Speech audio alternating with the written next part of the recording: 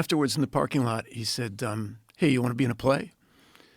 I said, what do you mean? He says, I got a part of a guy who's a knight. So I'm like 12 years old. I don't have a winter sport. My mother doesn't know what to do with me.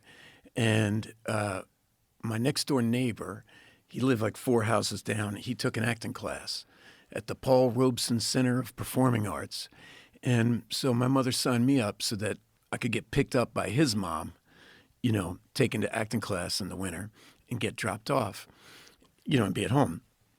And I went there, and this head of a local theater company came by to teach an improv seminar kind of thing. I'm 12 years old, right?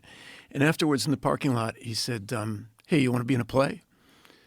I said, what do you mean? He says, I got a part of a guy who's a knight. You get to have a sword. And I said, will I have any lines? He said, you'll have one line. I said, all right, cool. And I asked my mom, and she said, do I have to pay? And I said, I don't think so. I think they're going to pay me.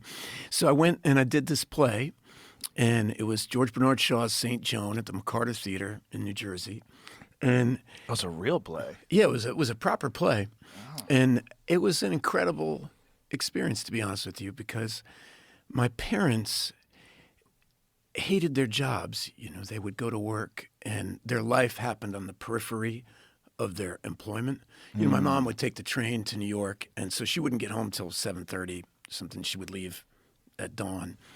And she was just miserable at work, And I went to this rehearsal, and everyone was they were talking about whether or not God existed. They were talking about what they believed in. They would dress up in these crazy outfits, and then we did the play, and they got a standing ovation, and it was so much fun.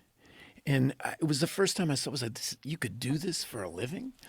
A lot of the actors aren't people you've heard of or anything like that, but they were real actors, and they loved their job. And the rehearsal room was so kind of thrilling, watching them figure out where people should stand and what was important and what was the scene about and what was the theme of the play and how could this scene fit in with the larger context. And I just decided that's what I wanted to do.